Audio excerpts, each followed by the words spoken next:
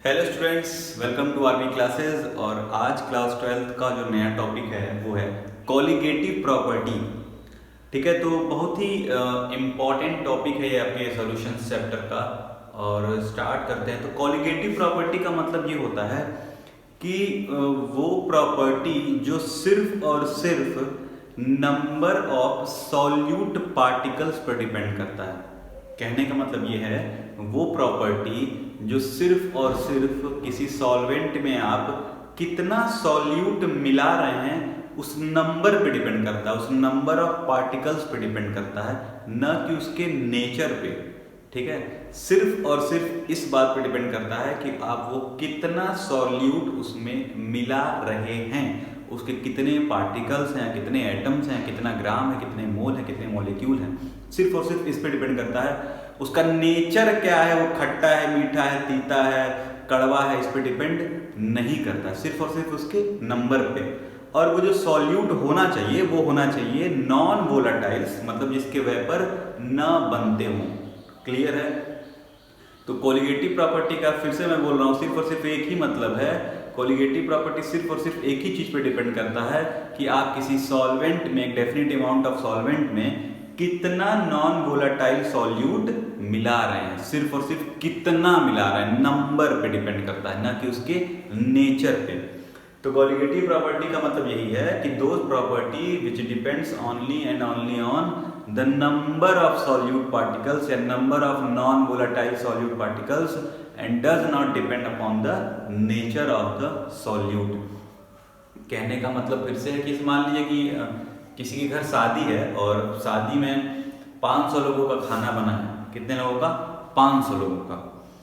अब वो जो खाना है वो सिर्फ ये इस चीज पे डिपेंड कर रहा है कि 500 लोग आएंगे और खाएंगे। ठीक है, इस पे नहीं डिपेंड कर रहा है उनके नेचर पे कि कौन लोग आएंगे, लड़का आएगा, लड़की आएगी, भाभी आएंगी, मौसी, मौसा, अंकल, आंटी, दुल्हा, दुल्हन, कौन आने वाला इस पे डिपेंड नहीं कर रहा है कि हाथी, घोड़ा, कौन, कितने लोग आ रहे हैं। सिर्फ और सिर्फ इस पे डिपेंड कर रहा है कि 500 लोग आएंगे।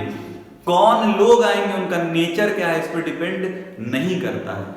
तो कोलिगेटिव प्रॉपर्टी का भी मतलब यही है कि किसी भी सॉल्वेंट में आप जो सॉल्यूट मिला रहे हैं, नॉन वोलाटाइल सॉल्यूट जो मिला रहे हैं, मतलब जिनका वेपर नहीं बनता है, वो सिर्फ और सिर्फ इस पे डिपेंड करता है कि कितने सॉल्यूट आप मिला रहे हैं, उसके नेचर पे डिपेंड नहीं करता है। तो कोलिगेटिव प्रॉपर्टी का यहाँ डेफिनेशन में लिख देता हूँ क्या है।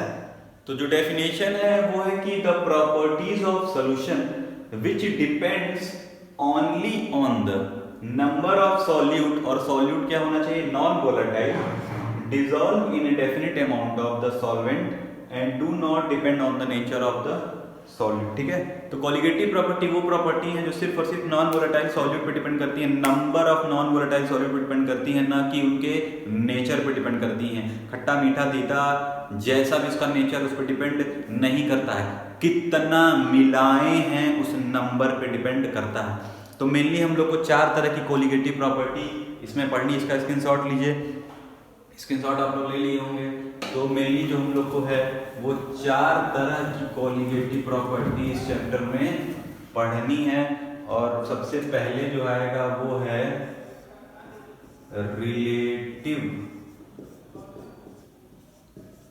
Lowering, relative lowering in vapour pressure, पहला।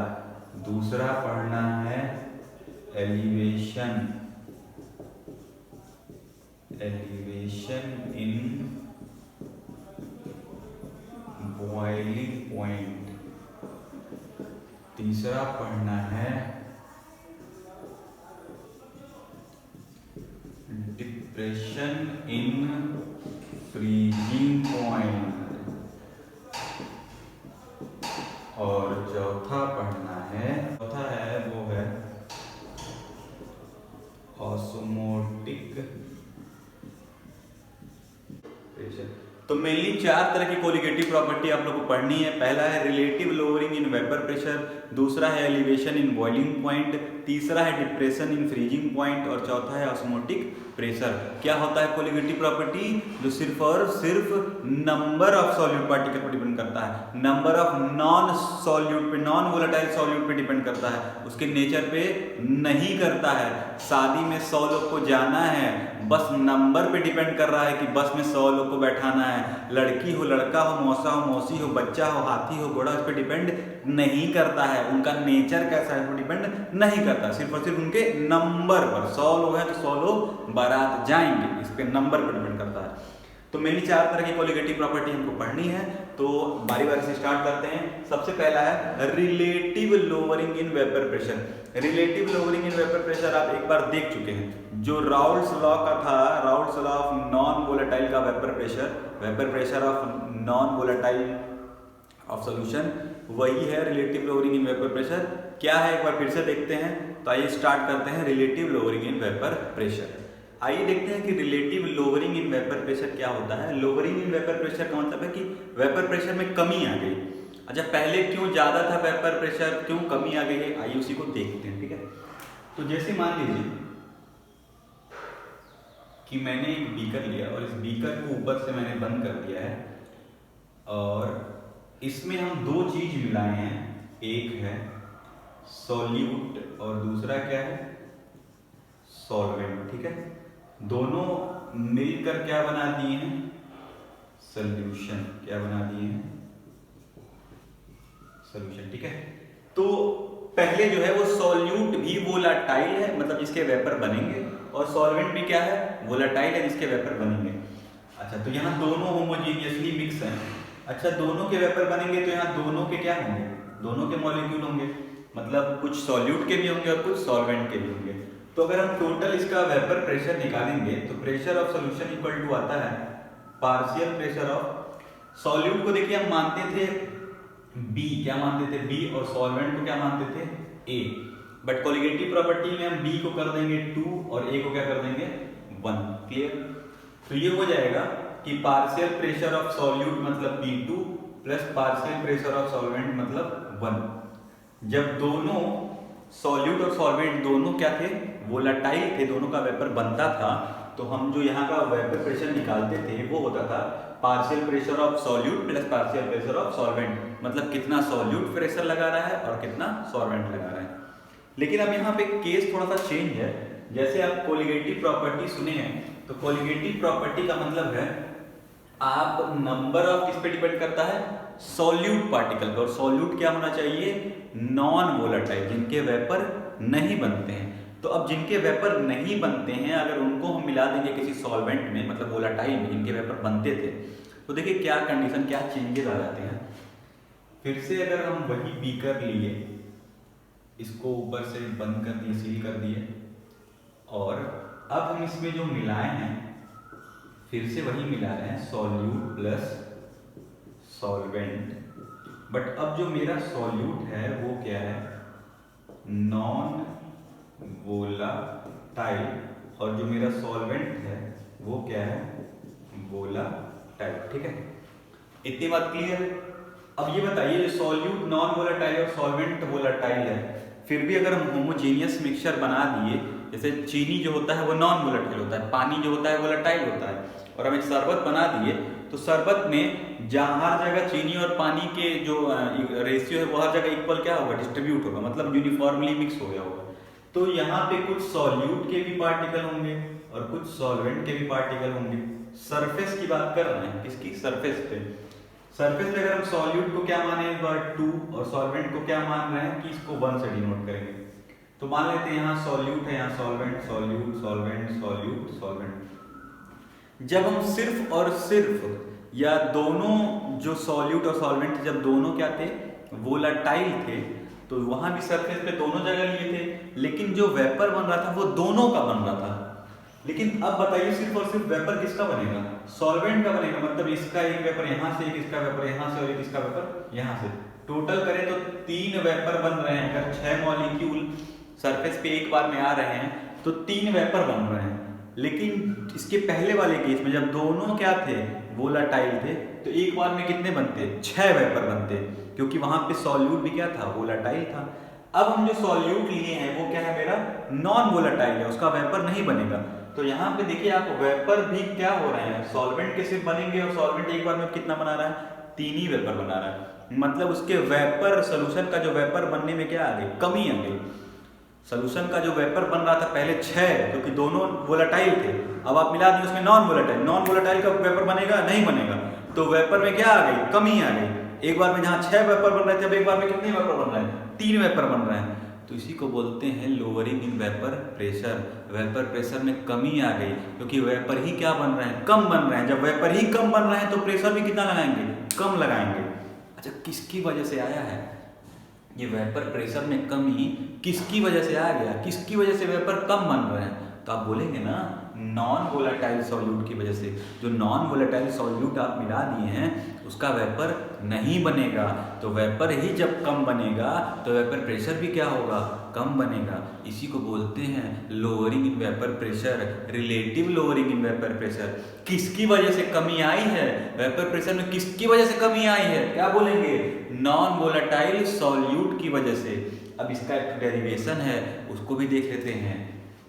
अब मान लीजिए यहाँ पे हम निकालें कि सॉल्यूशन का वेपर प्रेशर कितना होगा, तो किसकी वजह से आएगा, सिर्फ और सिर्फ सॉल्वेंट की वजह से आएगा। सॉल्यूट का तो वेपर बन ही नहीं रहा है, तो हम क्या लिख सकते हैं, partial pressure of solvent, PS equal to क्या आ गया, P1। अब यहाँ से इसको शुरू करते हैं, तो यहाँ से आया PS is equal to P1।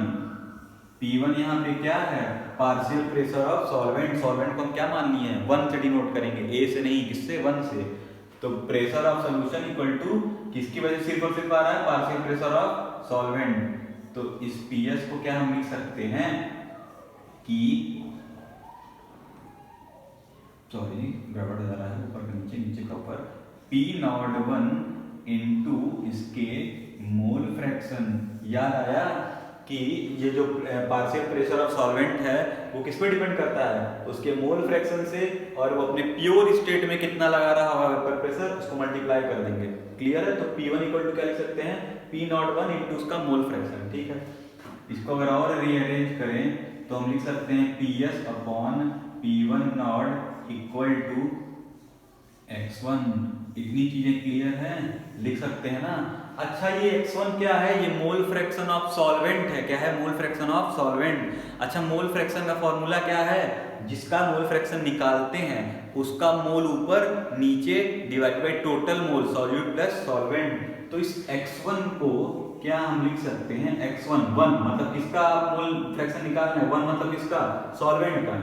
तो सॉल्वेंट के मोल ऊपर डिवाइडेड बाय सॉल्वेंट का मोल प्लस सॉल्यूट का मोल। क्लियर है? मोल फ्रैक्शन ऑफ सॉल्वेंट को लिख सकते हैं मोल of solvent plus mole of solute plus mole of solvent. चलिए, इतना चीज बहुत सही, इतना क्लियर है आपका। अब x1 की जगह यही रख देना, तो ये वैल्यू हो जाएगी PS upon P01 equal to N1 upon N1 plus N2। Clear है? अब दोनों साइड से हम 1 से दोनों साइड को माइनस कर देना, तो अब होगा 1 minus PS upon P1 not equal to 1 minus N1 upon N1 plus N2। इसको सॉल्व करेंगे तो ये आएगा P01 minus PS upon P01 equal to, इसको सॉल्व करेंगे तो ये आ जाएगा N2 upon N1 plus N2। Clear? Mathematical चल रहा है, डेरिवेशन सबको समझ में आ रहा होगा। एक चीज़ और ध्यान दीजिए। अच्छा बताइए, अगर एक नदी है, नदी में आप, नदी मतलब सॉल्वेंट हो गया, उसमें 1 चम्मच आप नमक डाल दे रहे हैं, तो क्या उसके कंसंट्रेशन पे कोई फर्क पड़ेगा? आप कहेंगे नहीं, पड़ेगा, लेकिन इतना कम पड़ेगा, इतना कम पड़ेगा कि इसको क्या मान लेते हैं, नेगलेक्ट मान लेते हैं। नेगलेक्ट कर दिए, इसको नेगलेक्ट कर दिए। एक नदी में 1 चम्मच चीनी डाल रहे हैं, कोई फर्क नहीं पड़ रहा, पानी वैसे ही कंसंट्रेशन फर्क पड़ेगा, लेकिन इतना कम पड़ेगा कि इसको हम क्या मान देते हैं, नेगलेक्ट कर देते हैं। तो ये बताइए, जो यहाँ पे सॉल्वेंट है N1 का मोल वो बहुत ज़्यादा हो और N2 जो मिला रहे हैं सॉल्यूट अगर वो बहुत कम हो, तो हम N2 को क्या कर सकते हैं, N1 के कंपेरिजन में नेगलेक्ट कर देते हैं। क्या कर देते हैं, नेगलेक्ट। मतलब N2 जो है वो जब बहुत बहुत क्या हो, कम हो N1 के, तो इसको हम क्या कर देते हैं, नेगलेक्ट कर देते हैं। अब कह रहे होंगे N2 नेगलेक्ट कर दे रहे हैं यहाँ से, तो यहाँ से क्यों नहीं कर दे रहे हैं, यहाँ भी N2 वाला हटा दीजिए। नहीं, 1 चम्मच नमक का जो 1 चम्मच नमक है वो अपने आप में हीरो है। अगर 1 चम्मच नमक है वो अपने अलग अलग जब अकेले है तो वो हीरो है, लेकिन जब पानी में मिला दिए, नदी के पानी में 1 चम्मच मिला देंगे, तब वो कुछ नहीं रह गया उसके सामने। तो इस N1 के सामने जब इसको जोड़ा जा रहा है तब N2 बहुत कम है तो छोड़ दिया गया, कोई मिला रहा चाहे ना मिला कोई फर्क नहीं पड़ेगा।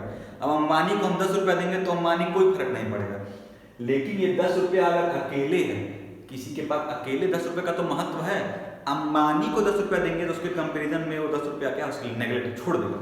तो यहाँ पे हम नीचे वाले से N2 को क्या कर दे रहे हैं, हटा दे रहे हैं, तो ये बन जाएगा P1 not minus P1 upon P1 not equal to N2 upon N1। इतना क्लियर है, बोलिए हाँ। चलिए इतना क्लियर हो गया आपका, बहुत सही है। अब यही एक्सप्रेशन को हम थोड़ा सा और चेंज करेंगे, ठीक है। तो इसको आप लोग स्क्रीनशॉट लीजिए, तब तक मैं स्क्रीनशॉट ले लिया होंगे। 1 2 3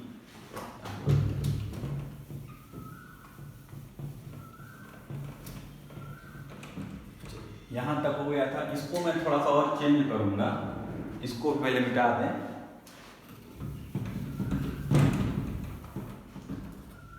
जैसे लास्ट में आया है हमारे पास कि P1 not minus PS upon P1 not equal to N2 upon N1। अच्छा, N2 क्या है, number of mole of solute. N1 क्या है, number of mole of solvent. Mole निकालने का फॉर्मूला जानते हैं, हाँ जानते होंगे, नहीं जानते हैं तो 11 का लेक्चर देख लीजिए, नहीं तब भी 12th में भी कुछ जगह होगा उसको भी देख लीजिए।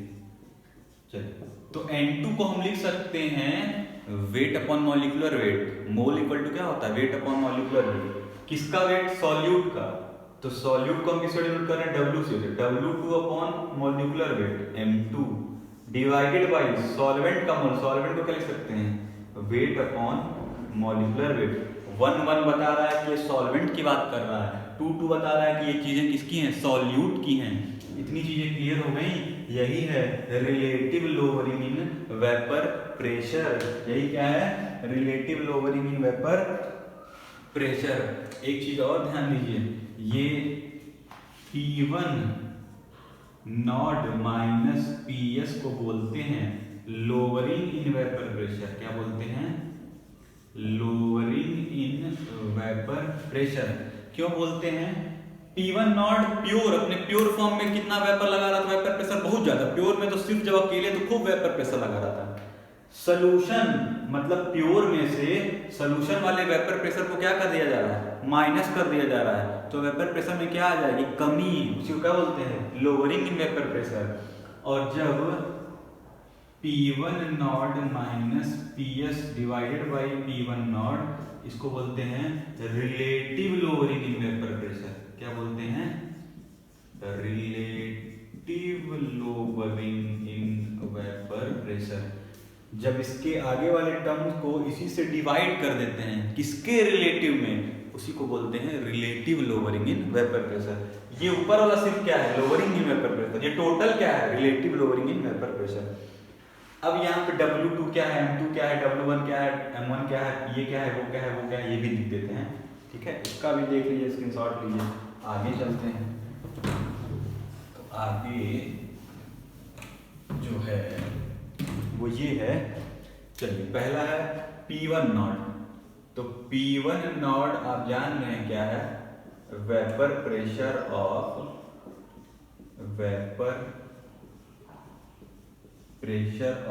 Pure solvent. क्या है, vapour pressure of pure solvent.